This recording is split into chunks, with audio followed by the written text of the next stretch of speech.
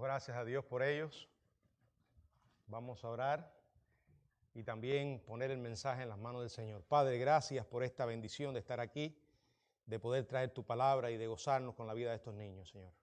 Ahora te pedimos que tú les bendigas, que los ayudes especialmente en el tiempo en el que van a aprender de tu palabra, que uses a la persona que tiene esta responsabilidad, Padre. También ponemos en tus manos el mensaje de la Biblia. Ayúdanos, Señor, en el poder de tu Espíritu a exponerlo en tu nombre. Te lo pedimos humildemente en el nombre de Jesucristo. Amén. Pueden pasar, niños.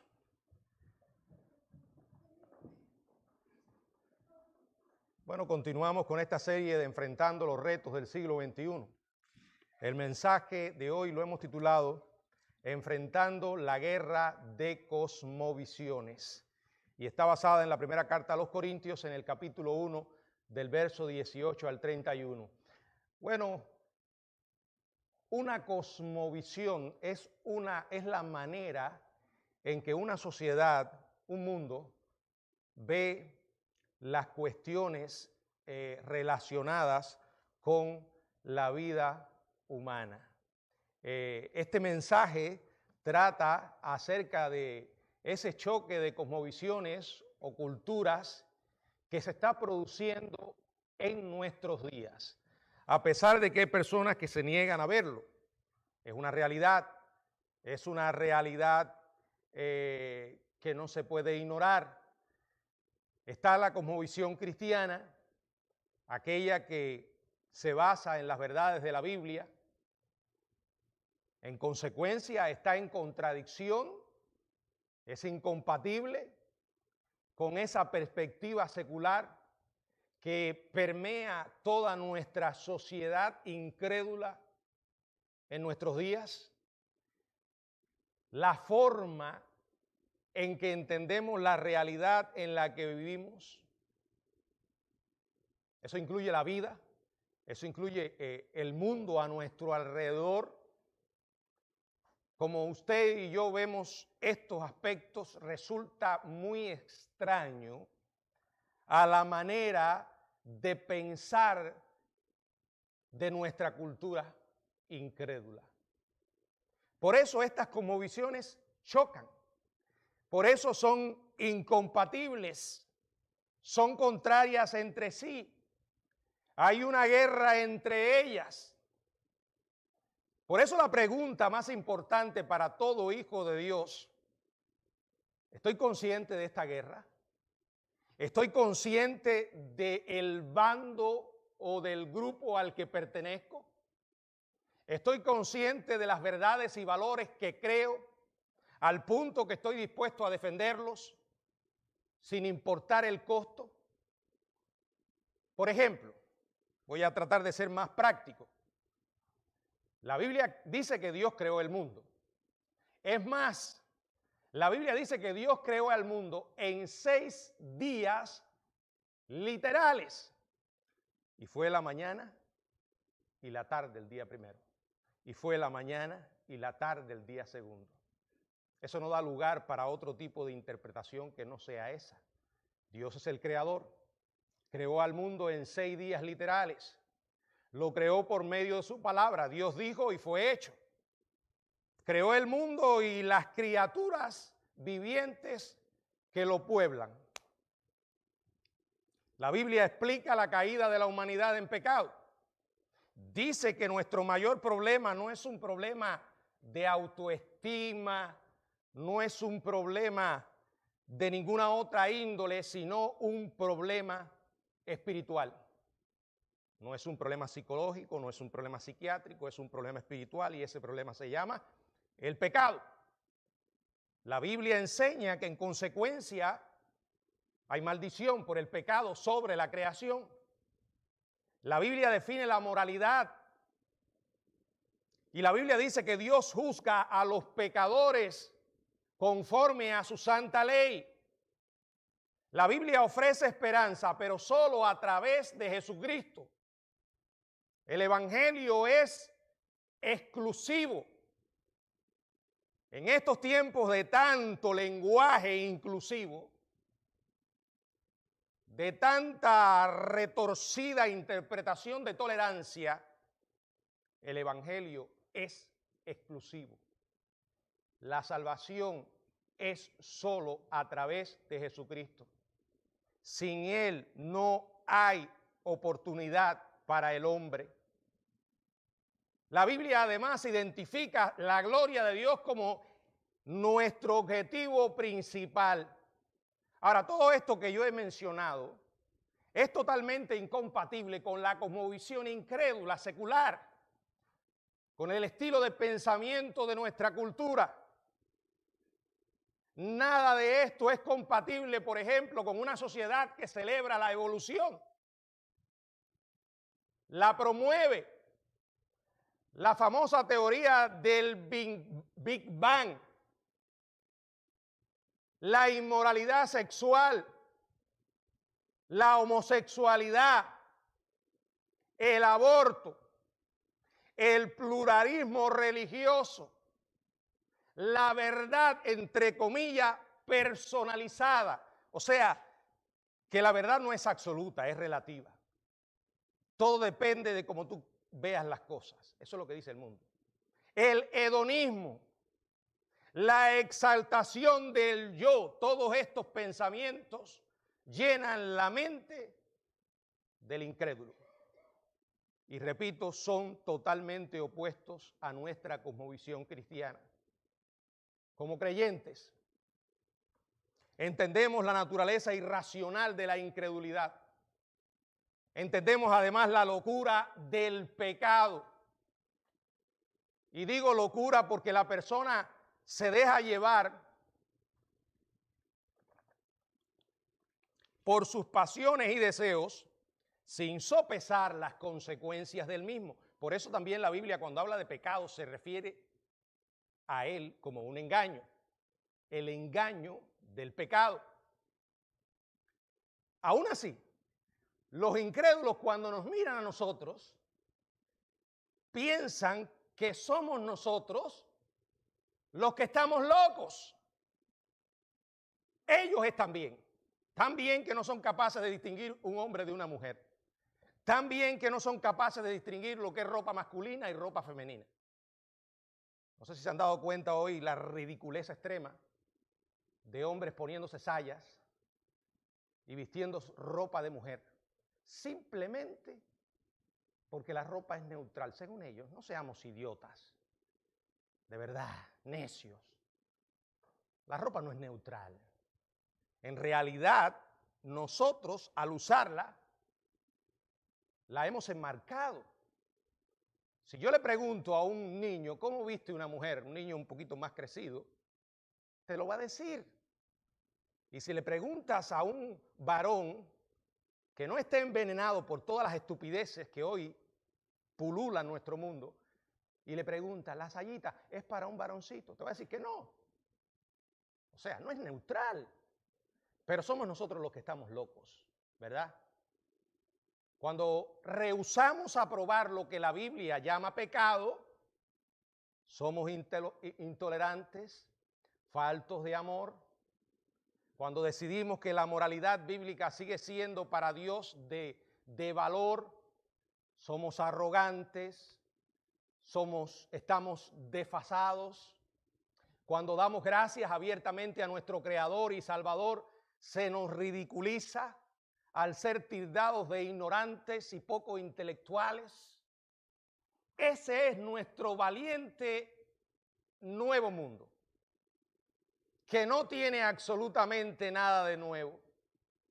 Sigue siendo el mismo hombre pecador bajo el dominio del príncipe de la potestad del aire, aquel que ha cegado la mente de los incrédulos. Por eso, cuando miran al mundo a través de esos lentes, ven todas las cosas al revés. Yo creo que las palabras del profeta Isaías suenan como si se hubieran escrito en estos tiempos. Para esta cultura secular moderna. ¿Qué palabras? El libro de Isaías, en el capítulo 5, versos 20 y 21, dice la palabra: hay de los que a lo malo dicen bueno, y a lo bueno, malo. Que hacen de la luz tinieblas y de las tinieblas luz. Que ponen lo amargo por dulce y lo dulce por amargo. Ay de los sabios en sus propios ojos y de los que son prudentes delante de sí mismos. Esto resume fielmente la sociedad contemporánea. Una sociedad que a lo malo llaman bueno y a lo bueno malo.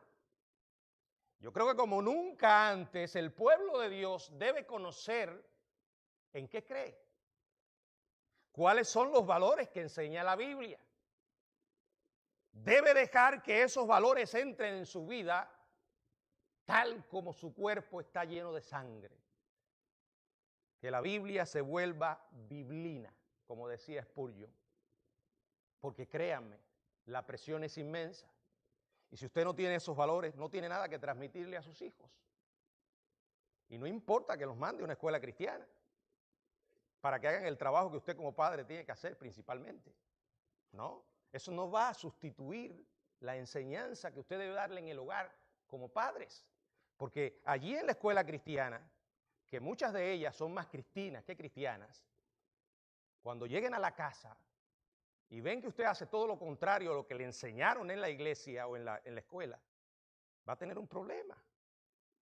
Porque los niños son una esponja y miran más lo que usted hace que lo que usted le dice que hagan. Mira más a su mamá y a su papá que al maestro o a aquel que le está enseñando en la iglesia. Y hay una guerra. Y quiero una vez más insistir en esto, pero para esto vamos a la primera carta a los Corintios, en el capítulo 1, los versos del 18 al 21, donde se presentan 4 verdades bíblicas que parecen contradictorias, pero no, son paradojas. Y estas verdades hacen relucir de una manera poderosa la gran guerra que se libra en el mundo de hoy, que es también muy antigua. Por ejemplo, el apóstol Pablo en repetidas ocasiones chocó con las cosmovisiones incrédulas de su época. Estos sistemas de pensamiento caían en 2 categorías principales. Primero, el tradicionalismo religioso. La gente que se cree que porque tienen una iglesia o una religión se van a salvar. Y luego que te salves, un papa inconverso que necesita nacer de nuevo, te va a declarar santo, ¿verdad? Aunque seas un jovencito milenial. El pobre Carlos Acutis. Ya lo han convertido en algo que estoy seguro que no era. Pero ese era un problema también en aquellos tiempos, el tradicionalismo religioso del judaísmo y la sabiduría pagana de la filosofía griega. Pablo se pasó todo su ministerio interactuando con ellos. Su mensaje confrontaba a ambas cosmovisiones. Por ejemplo, cuando usted llega al libro de los Hechos, en el capítulo 17, allí Pablo poderosamente presenta el evangelio en la ciudad de Atenas. Algunos se burlaron de él, otros lo llamaron charlatán. Al final, la mayoría de los atenienses rechazó el evangelio, aunque algunos creyeron. Pablo rememora esa ocasión cuando escribe esta carta a los Corintios, la primera, y ese aspecto introductorio que la caracteriza. Recuerden que la ciudad de Corinto se encontraba solamente a 80 kilómetros de Atenas. La influencia de Atenas había llegado a ellos. Quiere decir que ellos estaban familiarizados con lo que Pablo estaba hablando, con lo que Pablo estaba enseñando, con las cosmovisiones que Pablo estaba enfrentando, que venían de Atenas. Conocían la burla del mundo hacia el evangelio. Y el apóstol Pablo, consciente de esta realidad, decide presentar una exposición en la que se ve claramente la diferencia entre la sabiduría de Dios y la sabiduría del hombre, llamándolo en términos del mensaje, entre la cosmovisión cristiana y la cosmovisión incrédula de la sociedad. En estos versículos del 18 hasta el 31, él presenta varias declaraciones que parecen contradictorias, como dije, pero son paradójicas, para contrastar esta cosmovisión cristiana con esa comprensión no cristiana de la realidad. Les invito a examinar cada una de ellas. La primera, la sabiduría de la insensatez.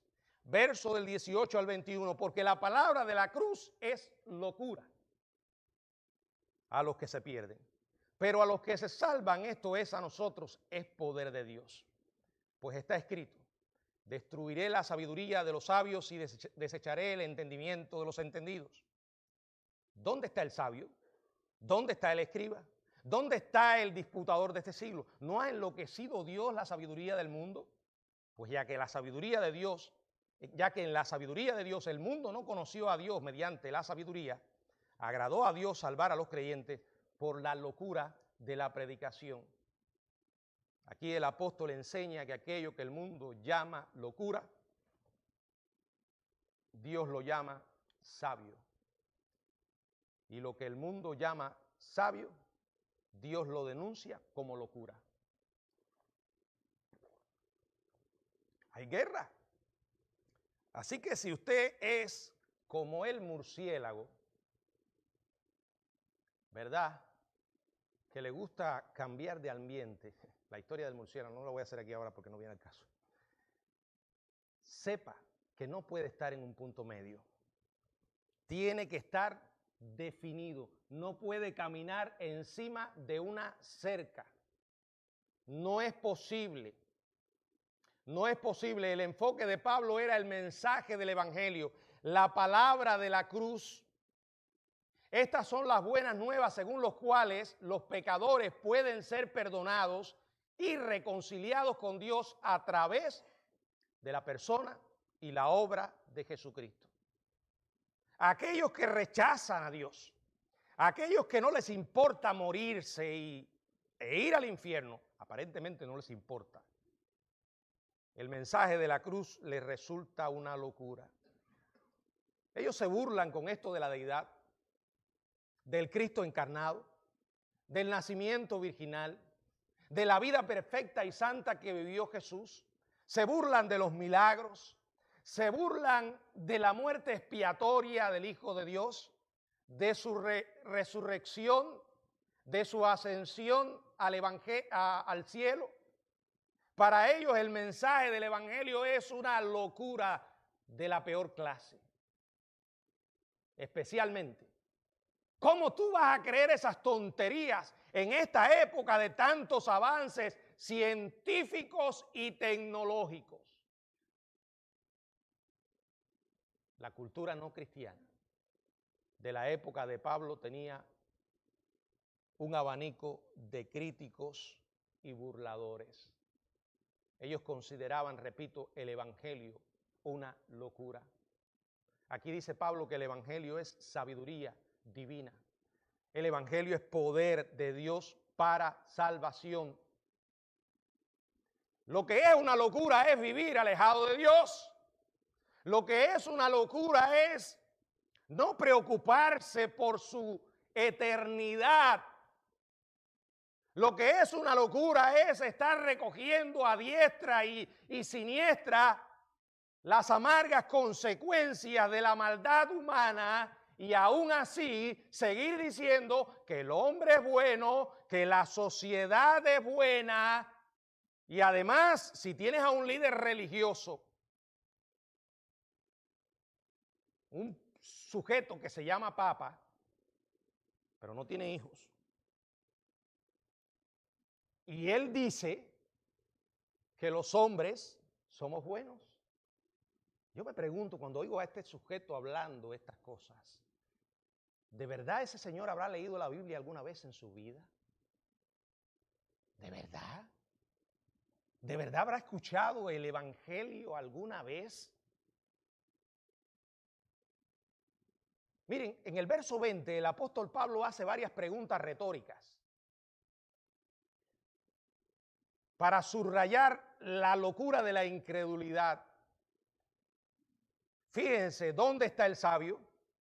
¿Dónde está el escriba? ¿Dónde está el disputador de este siglo?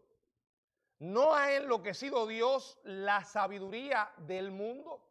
Ustedes me van a decir a mí que estas preguntas no exploran una realidad que hoy nosotros enfrentamos.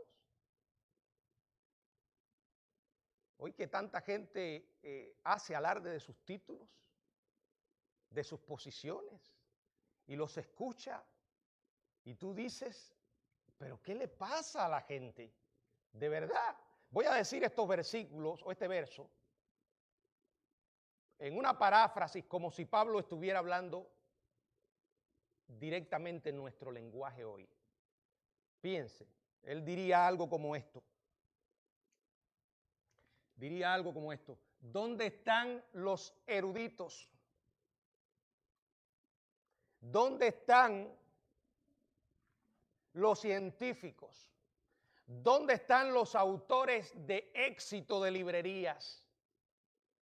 ¿Dónde están las personalidades de la televisión? Las estrellas de las redes sociales.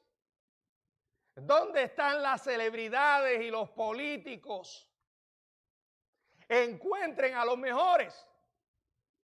Encuentren a los más brillantes que el mundo pueda ofrecer. Y la locura de ellos quedará al descubierto frente a la sabiduría de Dios. Esa es la verdad de esta primera paradoja. Y como dice el verso 21, pues ya que en la sabiduría de Dios el mundo no conoció a Dios mediante la sabiduría, agradó a Dios salvar a los creyentes por la locura de la predicación. Este versículo enseña que los seres humanos caídos son totalmente incapaces de alcanzar la salvación por medio de su propia sabiduría. De hecho, con la mayoría de las personas que usted hable y que están perdidas, van a creer que al cielo solo se puede llegar siendo bueno. Y como ellos son buenos, tienen que tratar de ser cada día más buenos. Pero ni la religión ni la filosofía puede salvar al pecador. Solo el Evangelio, solo la proclamación de las buenas nuevas, aquella que el mundo llama locura. Un evangelio que gira en torno a la persona de Jesucristo, el único Salvador, el camino, la verdad y la vida. No hay otro. Una vez leí una historia acerca de un estudiante universitario cristiano que tenía un compañero de cuarto que no lo era. Y el joven había intentado varias veces hablarle del evangelio a su amigo y este seguía rebelde una y otra vez. Decidió hablar con su pastor y le dijo, ¿usted cree que usted pudiera acompañarme un día y para conversar con mi compañero de cuarto y que usted le comunique el evangelio? El pastor accedió. Cuando el pastor llega, se encuentra con el joven y empieza a presentarle el evangelio, la palabra de Dios. Sin embargo, antes de que el pastor pudiera avanzar en su exposición, el joven lo interrumpe y le dice, mire, el problema, pastor, es que yo no puedo creer en la Biblia porque un libro que contenga una historia como la historia de Jonás y el gran pez, yo no puedo creer en ese libro. Eso es imposible de creer, pastor. Me va a decir que usted cree en esa tontería. ¿Qué hizo el sabio pastor en ese momento? En vez de enfrascarse con él en esa batalla, le dice, mira, en un momento podemos hablar de Jonás, pero me gustaría terminar de explicarte el Evangelio. ¿Puedo hacerlo? Y el joven le dijo, bueno, continúe, pastor, continúe. Y allí el pastor siguió hablando acerca de la persona y la obra de Jesucristo. Les puso la verdad del Evangelio. Todos somos pecadores, la paga por el pecado es muerte. La única forma que el hombre tiene de reconciliarse con Dios es a través de Jesucristo. Cristo pagó por los pecados de la humanidad. Solo a través del arrepentimiento y la fe, una persona puede salvarse. ¿Te gustaría recibir a Cristo como tu Salvador y Señor? Bueno, hermanos, sin argumentos, sin la pretendida sabiduría humana, aquel siervo de Dios simplemente expuso la palabra, le hizo la invitación al joven de creer, lo invitó después a orar él mismo, que hablara con Dios y le pidiera perdón. Y terminó. Cuando terminó, el pastor se acercó, el joven lo hizo todo, se entregó a Cristo, habló con Dios, pidió perdón por sus pecados. Entonces el pastor le dijo, fulano, ¿ahora te gustaría conversar sobre Jonás y el pez? Y el joven le dijo, no, pastor, ya no hace falta. Si Dios lo dijo, yo lo creo. Esa es la historia del poder de Dios para salvar a los pecadores por medio de la predicación del Evangelio. En su incredulidad, ese joven consideraba la palabra de Dios como locura. Lo que dice Pablo aquí. No obstante, cuando las escamas de la incredulidad se cayeron de sus ojos, cuando Dios abrió su corazón e iluminó su mente, cuando este muchacho abrazó las enseñanzas de la Biblia, todo cambió. Dios lo salvó. Y aquí tenemos que recordar que es el Evangelio el que salva a la gente. No son sus argumentos, no es su pretendida sabiduría. A todos nos ha pasado que muchas veces nos hemos enfrascado en discusiones intentando convencer a alguien. Tú y yo no convencemos a nadie. Es el Espíritu el que convence, es el Espíritu el que ilumina. Tú y yo solo somos mensajeros. Es tu responsabilidad y la mía exponer el Evangelio fielmente. La verdad de Dios. Toda la verdad. Y otra de las grandes lecciones que aprendemos de esta historia es no pierda el rumbo cuando está exponiendo el Evangelio. No se salga del camino para discutir cuestiones secundarias en ese momento. Manténgase exponiendo el mensaje. Pero si me pregunta por María, si me pregunta por Jonás y el pez, si me pregunta por la creación del mundo, después te puedo responder. Déjame terminar de hablarte el mensaje del Evangelio. Concéntrate en entregar el mensaje. La segunda paradoja es la gloria de la humillación. Verso del 23 al 25. Pero nosotros predicamos a Cristo crucificado, para los judíos ciertamente tropezadero y para los gentiles locura, mas para los llamados así judíos como griegos, Cristo es poder de Dios y sabiduría de Dios, porque lo insensato de Dios es más sabio que los hombres y lo débil de Dios es más fuerte que los hombres. Lo que el mundo considera un escándalo, Dios dice que es glorioso. Esa idea de un Mesías crucificado no encajaba con las expectativas judías. Ellos no esperaban un Mesías en esas condiciones. Esperaban un líder, que viniera a traer libertad de los odiados enemigos. Ellos buscaban señales de poder político y militar. Ellos no esperaban una muerte en la cruz. Y cuando los judíos rechazaron a Jesús, tropezaron en la apostasía. A la luz de sus complejos sistemas filosóficos y razonamientos eruditos, ellos consideraban el Evangelio algo tan simple, tan ingenuo.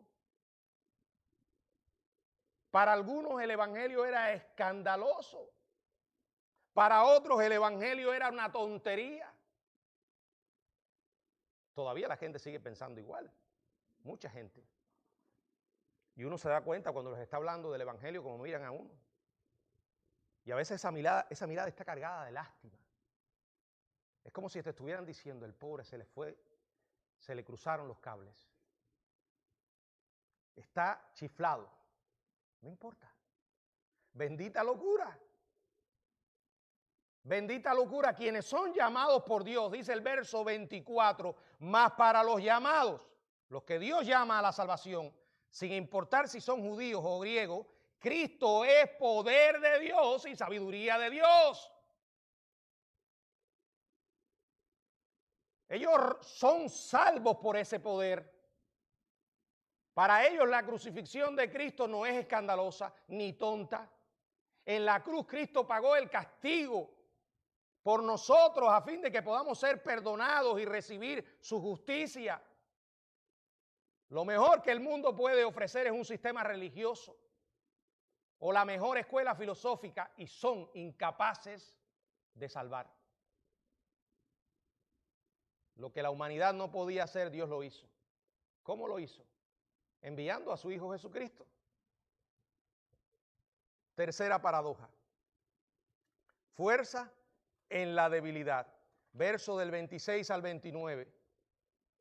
Pues mirad, hermanos, vuestra vocación, que no sois muchos sabios, según la carne, ni muchos poderosos, ni muchos nobles, sino que lo necio del mundo escogió Dios para avergonzar a los sabios, y lo débil del mundo escogió Dios para avergonzar a los fuertes, y lo vil del mundo y lo menospreciado escogió Dios, y lo que no es para deshacer lo que es, a fin de que nadie se jacte en su presencia. Lo que el mundo llama débil, lo que el mundo llama necio, lo que el mundo llama despreciable, Dios lo vuelve fuerte, sabio y noble. A esta congregación que Pablo les escribe, era una congregación compuesta por personas comunes y corrientes. No eran influyentes, no eran poderosos, no era un grupo notable de personas. Si los comparaban con los filósofos griegos, ¿verdad? Los filósofos célebres, los líderes religiosos de aquel imperio romano del primer siglo. Sin embargo, Dios los llamó, Dios los salvó, Dios expuso la grandeza del Evangelio a través de sus vidas. Esto me hace recordar las palabras del Señor en Mateo capítulo 11, verso 25. Mateo 11, 25, donde dijo el Señor, en aquel tiempo, respondiendo Jesús, dijo, te alabo, Padre, Señor del cielo y de la tierra, porque escondiste estas cosas de los sabios y de los entendidos y las revelaste, ¿a quién? A los niños. Es más, dijo, si no son como niños, no van a poder entrar en el reino de los cielos.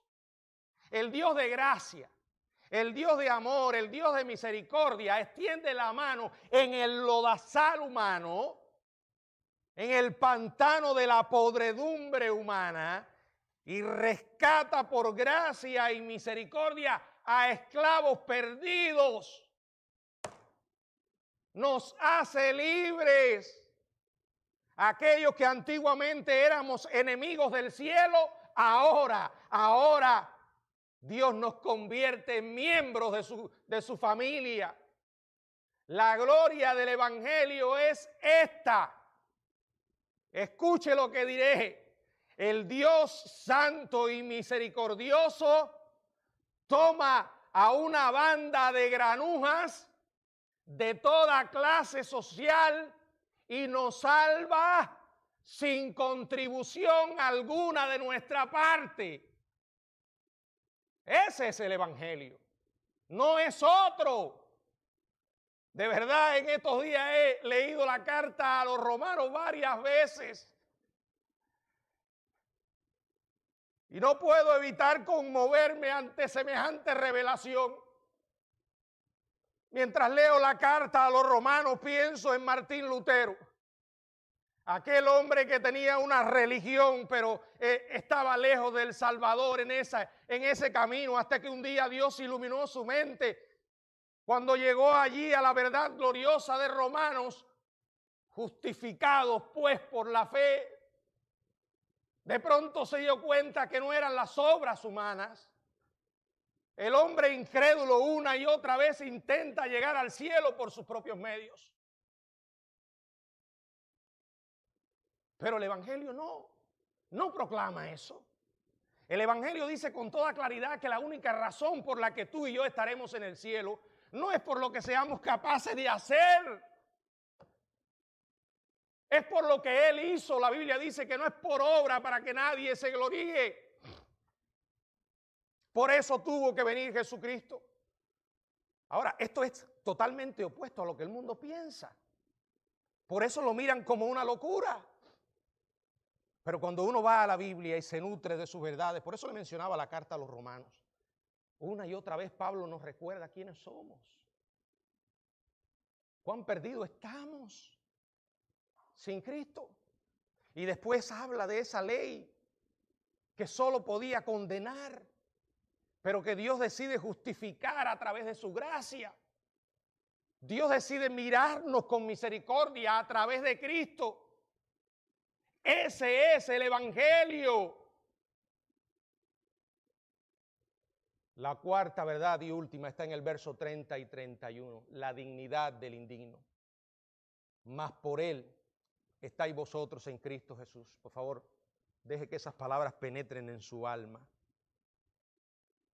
Si tú estás en Cristo Jesús y puedes decir, como Pablo dijo en Romanos 8:1, ninguna condenación hay para los que están en Cristo Jesús. Es importante que recuerde que estás en esa posición por Él. Por Él, no fue algo que tú lograste, algo que te ganaste. Estos muchachos estaban aquí, orábamos por ellos porque se esforzaron. Se ganaron su graduación. Cuando usted recibe un cheque por una semana de trabajo, eso no es gracia, usted se lo ganó. Se esforzó por eso. Así funciona el mundo nuestro. Así son las cosas de este lado, pero no es la manera de Dios. Es por Él. Por Él estáis en Cristo Jesús. Y por Él Dios ha manifestado su sabiduría.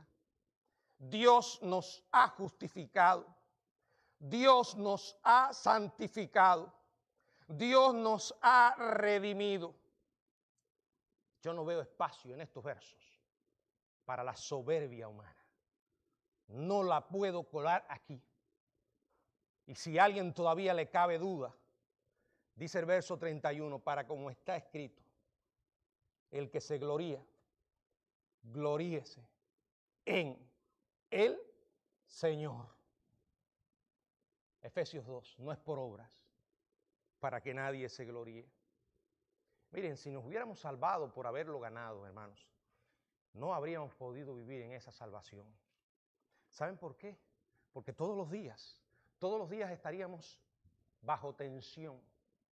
Esos días malos que tenemos, en los que se nos olvida quiénes somos y lo peor de nosotros se expone, tendríamos que decir, hoy perdí mi salvación, la perdí. Oh Señor, devuélvemela. La vuelvo a tener. Y a la próxima semana nos vuelve a pasar lo mismo. ¿No se dan cuenta que esto es ridículo? Eso funciona en el mundo pero no en el plano espiritual. Si usted se muere hoy, imagínense ahora que aquí, mientras yo estoy predicando, usted está pensando, este hombre predica tan largo. De verdad, el pastor es un inconsciente. No se preocupa que la gente no vive al cruzar la calle como él y que uno tiene que almorzar. Y usted decide ponerse de pie e irse. Como alguien que conocí en una iglesia, que cuando yo me extendía demasiado, bueno, todos los pastores que habían estado allí, la persona se paraba y se iba. Después me enteré que no era porque no le gustara la predicación, es que quería ver la novela de las 9. Entonces usted sale, se monta en su carro, pero antes de montarse en el carro le dice a su mujer, oye, vamos, porque la bola pica y se extiende. Se sube en el carro con su mujer y la mujer le dice, ¿pero por qué te quieres ir? No venimos a adorar a Dios. Mira, tú cállate la boca. Siempre me das la contraria. Mira que eres necia. Y ahí sigue y te desbocas ofendiendo a tu mujer. Y estás tan lleno de ira que cuando agarras la sémora, no te das cuenta que viene un auto y te golpea. Tu esposa se salvó. Tú te moriste. Ahora te fuiste para el infierno. ¿Sí? Te fuiste para el infierno porque no tuviste oportunidad de perdonarle a tu esposa. A pedirle perdón a tu esposa por lo que hiciste. Bueno, te irías para el infierno si el evangelio fuera de fabricación humana. No sé si me entienden. Si fuéramos nosotros los que gobernáramos el mundo y fuéramos los salvadores, pero en el evangelio de Dios no es así. Si aún, a pesar de haberte comportado como un necio, porque ese día estabas de malas, habías aceptado a Cristo como tu Señor y Salvador y te moriste sin oportunidad de arrepentimiento, no hay razón para creer que te fuiste para el infierno. Porque ya Cristo pagó por esos pecados. Porque no se trata de ti. Ahora, ¿significa que lo que hiciste está bien? ¡No! Si resulta que en el accidente te salvas y vas a un hospital y después de haber estado allí varios meses y te quedaste que tienes que andar con silla de ruedas, porque las consecuencias no te vas a escapar, aún en silla de ruedas vas a ir y le vas a pedir perdón a tu esposa. Aún en silla de ruedas vas a acercarte a tu pastor y le vas a decir, pastor, usted no sabe nada de esto, pero yo le quiero pedir que me perdone. Así estuvo una persona redimida. Pero ¿por qué estoy tratando de contar esta historia? Porque esta es la salvación. ¿Quién de nosotros, cuando se muere, a no ser que sea una enfermedad larga, penosa, que ya veía venir y pudo arreglar sus cuentas con Dios? Pero el que se muere de una manera inesperada y que no tiene oportunidad para resolver todos los asuntos, ¿cuántos no les ha pasado eso? Y el punto que quiero explicar aquí es que la salvación no depende de nosotros. Ese asunto ya Cristo lo resolvió. Ahora, Él quiere que vivamos en santidad y que mantengamos nuestras cuentas claras con Él. Pero no llevamos esa vida transformada porque constantemente estamos temiendo que voy a morirme y voy a ir para el infierno. No, porque sé que Él es santo y que mis pecados le ofenden. Y yo debo vivir para su gloria. No me voy a gozar en lo malo porque nací de nuevo. Y esa es la realidad. No importa, lo indigno, Dios lo hace digno para que la gloria sea para Él. Ahora, ¿qué debemos hacer en medio de este mundo? Con tantas cosas opuestas a nuestra fe. Nos vamos a aislar, vamos a retroceder por miedo, vamos a callarnos porque el evangelio ofende, porque es locura. No, hermanos, tenemos que ser proactivos. Si realmente conocemos a Cristo, tenemos que vivir para Él. Tiene que haber en nuestra vida evidencias. Quien ha entendido de qué se trata el evangelio y hasta dónde Dios fue para salvarnos, como dice el pasaje de la clase de la escuela dominical, que Dios nos ofreció el don inefable, tenemos que vivir una vida transformada. Y en estos tiempos más todavía. Yo siempre digo, los hijos son una bendición, siempre para mí serán una bendición, pero son tremendo desafío. Yo tengo que asumir la responsabilidad que Dios me ha dado y créame, yo no quisiera tener un hijo que pueda disfrutar en esta tierra, ¿cuánto? 30, 40 años, 50 años, porque me voy a morir primero que Él. Y después vivir toda una eternidad sin Él.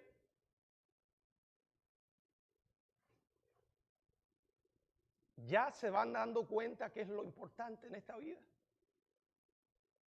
¿Cuál debe ser nuestra prioridad? Aunque sea nuestra responsabilidad como padre proveerle el pan, la ropa, el hogar. Nuestra responsabilidad número uno es que amen a Jesucristo, que lleguen a conocerle, porque hoy todo está diseñado para llevarlos en la dirección contraria, arrastrarlos a la incredulidad, a volverse enemigos de Dios. Pero usted tiene que ser intencional, tiene que aprovechar esas oportunidades que Dios le da y hablarles de Cristo. Y no puedes perder tiempo porque el diablo no pierde tiempo.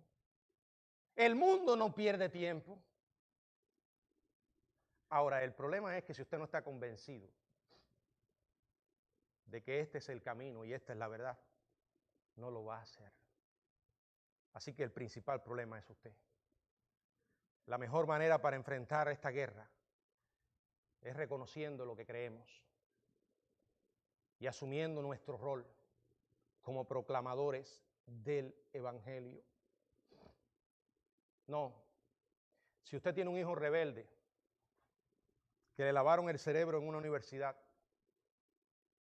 o que lo arrastraron a un tipo de filosofía atea, deje de enfrascarse con él en una discusión de argumentos.